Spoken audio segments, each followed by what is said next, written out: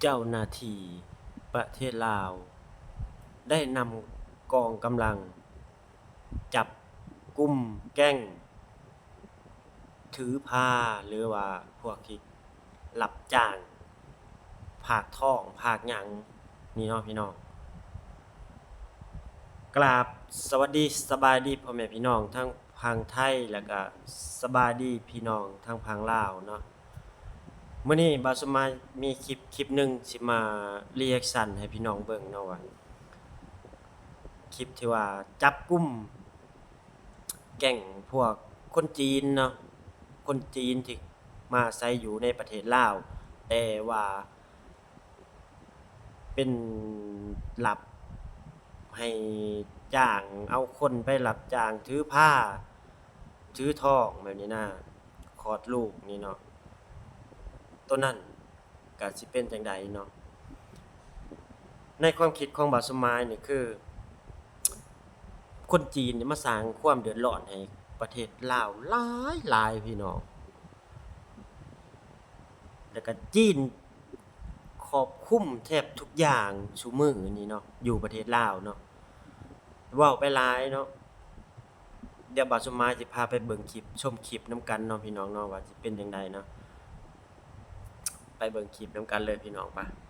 เจ้าหน้าที่ปกส.แขวงหลวงน้ำทาจับกลุ่มแก๊งอุ้มบุญกลุ่มแก๊งรับจ้างถือพารวมทั้งหมด26คนในนั้นมีคนลาว21คนคนจีน3คนและคนประเทศเมียนมา2คนในนี้มีเด็กอายุต่ำกว่า18ปีถือพา2คน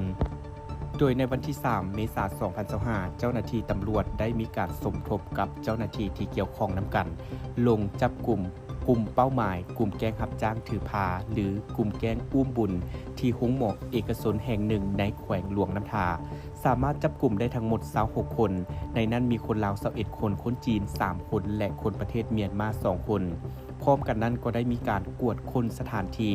พบเห็นของกลางประกอบมีคอมพิวเตอร์7เครื่องเอโก้3เครื่อง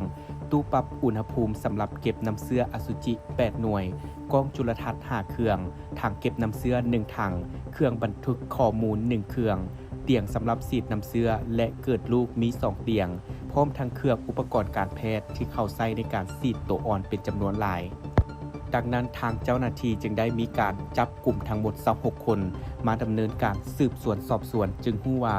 แม่ยิงถือพาทั้งหมด23คนสัญชาติเมียนมา2คนในนั้นแม่ยิงถือพาอายุต่ำกว่า18ปีมี2คนและผู้ถูกสงสัยเป็นนายหน้ารับจ้างถือพา3คนแม่นคนจีน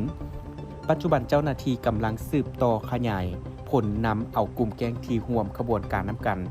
มาดำเนินคดีตามกฎหมายฉะนั้นต่อกับปัญหาดังกล่าวนั่นก็คือการรับจ้างให้ถือพาแทนเป็นการกระทำผิดต่อประมวลกฎหมายอาญา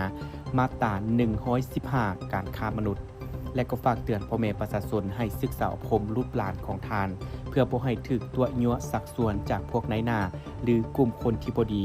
ถ้าหากว่าพบเห็นแม่นสามารถติดต่อเจ้าหน้าที่ที่อยู่ใกล้ที่สุดหรือติดต่อเบอร์สายด่วนกรมตำรวจสกัดกั้นและต้านการค้ามนุษย์เบอร์1300หรือ02022881300ลาว21คนสัญชาติจีน3คนและคนสัญชาติเมียนมา2นาทีที่เกี่ยวข้องของแขวงหลวงน้ำทา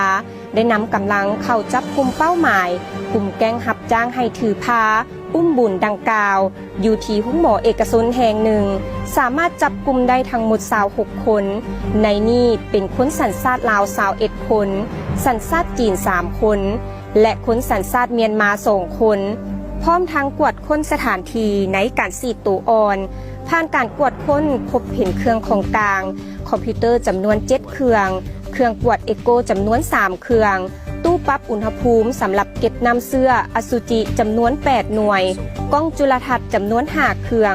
ถังเก็บน้ำเสื้อจำนวน1ถังเครื่องเจลิไบโอแมทเครื่องบันทึกข้อมูลจำนวน1เครื่องเตียงสำหรับฉีดน้ำเสื้อและเกิดลูกจำนวน2เตียงพร้อมทั้งเครื่องอุปกรณ์การแพทย์ที่ใช้เข้าในการฉีดตัวอ่อนเป็นจำนวนหลายดังนั้นทางเจ้าหน้าที่กลุ่มตำรวจสกัดกั้นและต้านการฆ่ามนุษย์กลุ่มใหญ่ตำรวจกระทรวงป้องกันความสงบจึงได้นำตัวพวกเกี่ยวทาง26คนมาดำเนินการสืบสวนสอบสวนภ ผ่านการสืบสวนสอบสวนสามารถรู้ได้ว่ามีแม่หญิงถือพาจำนวน23คนสัญชาติเมียนมา2คนในนี้มีแม่หญิงถือพาที่มีอายุต่ำกว่า18ปีจำนวน2คนและผู้ถูกสงสัยที่เป็นนายหน้ารับจ้างให้ถือพาจำนวน3คนสัญชาติจีนปัจจุบันเจ้าหน้าที่กำลังสืบต่อขยายผลนำเอากลุ่มแก๊งที่ร่วมกันกระทำผิดดังกล่าวมาดำเนินคดีตามกฎหมายหน้าที่ที่เกี่ยวข้องของ นี่แหละพี่น้องได้ชมคลิปไปแล้วเนาะพี่น้องทุกคนว่าทางฝั่งลาวฝั่งไทยคิดเห็นจังไดเนาะคือบาสมายนี่คิดเห็นแตกต่างหมู่เลยคือว่าแบบว่าจังได๋ก็ขอให้จับแบบว่าคนจีนนี่ให้มันทั่วๆเบิดเลยเนาะบ่ได้มีแต่สัญชาติลาวเนาะสัญชาติลาวนี่เป็นผู้หญิง26คนแม่นบ่อยู่แข้งรั้วนำท่าเนาะจับขนาดเป็นเมืองใหญ่เด้นี่เป็นตัวเมืองใหญ่ได้อยู่รั้วนำท่าบ่แม่นน้อยๆเด้ยังสามารถยังมีแนวเหตุการณ์แนวนี้เกิดขึ้นพี่น้องคนจีนมันมีเงินมันเฮ็ดได้เบิดทุกอย่างเนาะก็คือคนลาวเฮ็ดหยังบ่ได้ได้แต่ไปเฮ็ดแนวนี้แหละเนาะก็ถ้าจับได้เฮ็ดได้บาสุมายก็ดีใจเนาะเพื่อว่าสิเป็นลูกหลานของคนในหมู่บ้านเฮาหรือว่าอยู่แถวรอบๆบ้านแถวประเทศลาวหรือว่าอยู่ไสบ่ได้มีแต่คนลาวเนาะมีทั้งเขมรมีทั้งพม่าที่ว่าไปรับถือคอร์ดไปรับถือทองแม่นนี่นะไปทองเขาจ้างไปให้ถือทองให้แม่นนี่เพื่อจะเอาเด็กเอาคลอดลูกออกมาเอาเด็กไปเฮ็ดนั่นเฮ็ดนี่เนาะโอ้ยคนจีนเนาะมันเฮ็ดได้เบิดทุกอย่างอะลิ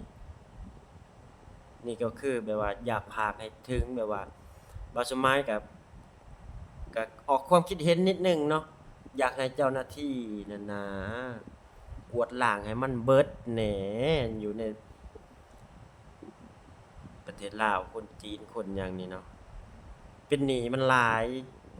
เลยบ่กล้าเฮ็ดหยังให้มันเนาะเป็นหนี้เขาหลายเลยบ่กล้าเฮ็ดหยังคนจีนบ่ซุมื้อนี้คนจีนมีสิทธิ์เฮ็ดได้เบิดทุกอย่างในประเทศลาวเนาะแล้วก็ที่ว่าอยู่แขวงอื่นเนาะ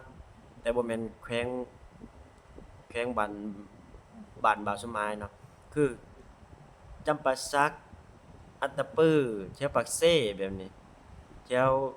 เวียงแถวเนี่ยเขาจะอยู่แบบขยายอยู่แบบบ่อนใหญ่ๆบ่อนตัวเมืองใหญ่ๆไปถมที่รื้อที่รุดให้รุดที่ดินรุดบ้านชาวบ้านเขาบ่ได้สนใจเนาะคือคนจีนเขาบ่สนใจนำเจ้าเขาบ่สนว่าคนลาวอยู่แต่ใดมาเขาว่าเป็นดินของรัฐขายให้คนจีน